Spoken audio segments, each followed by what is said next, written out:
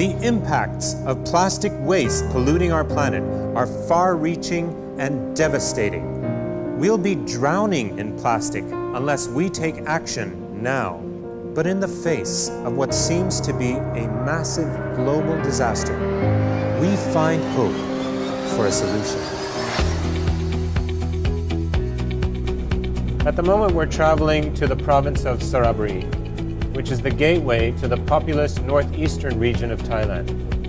There we're going to meet with the founders of the company Sepco Industries. สวัสดีครับ สวัสดีครับ Good afternoon to you. Good afternoon, Dr. Mehta. Thank you so much for having us here today. How long has this really been going? When did this process actually begin? The pyrolysis system been with us for many years. The first generation 15 years ago, with that one still working. It's still working. It still works. Still make money for us. It's still making money. So yes, it's producing fuel right now. Of course, we produce the fuel, put into our car, send it to the farmer, send to the logistic company. I would like to introduce the Chief Engineer Officer, and he is the man behind all the success in here. Mr. Thawat Kulabut. He won the first gold medal for the innovation of this system. This is the first generation. So we use firewood to generate the heat for the system. We need the heat to melt the plastic to create the smoke, and then after that we take it out to distillation later on.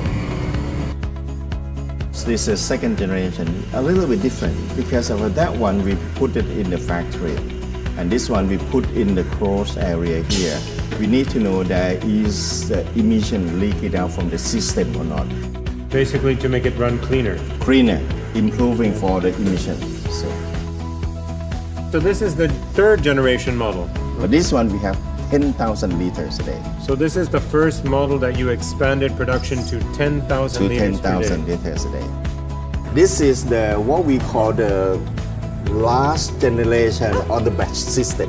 Put the 20 ton of the waste plastic in and then generate approximately 13,000, 15,000 liters of the diesel.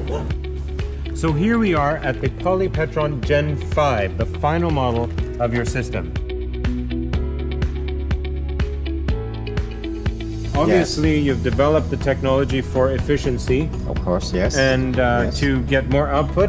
20 tons of plastic, you can get at least 15,000 liters up to 18,000 liters. The important thing about this is that it's running continuously, non-stop. Non-stop, 24 hours a day. The first one, you might get some smell, some ordering system disturb you. But second one, a little bit like that. But the third one, the fourth one, the fifth one is nothing coming out at all. If it coming out, we reuse it again in this one. Okay, so everything's running cleaner and more efficiently. More efficiently.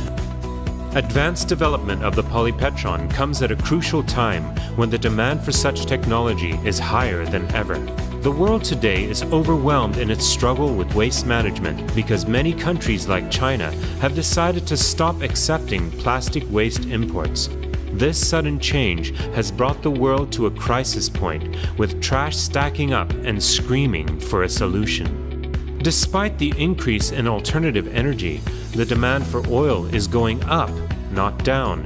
Fuel consumption is expected to grow 25% from 2015 to 2040, fueling rising demand for renewable energy solutions.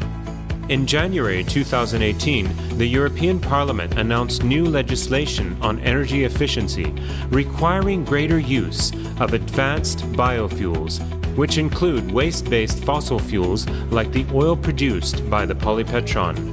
The law requires a share of 1.5% advanced biofuels by 2021 and at least 10% by 2030.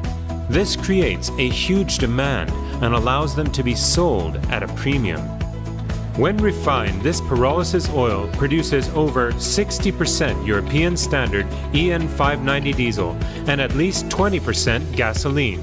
The remaining byproducts of gas and char are not wasted, but reused to further heat the reactor, bringing a sustainable, renewable, clean and efficient production process.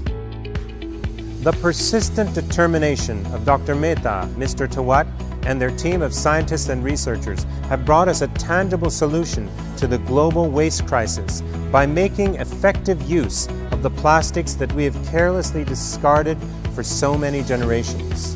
What has been destructive pollution can now be converted to a renewable source of energy to fuel the future.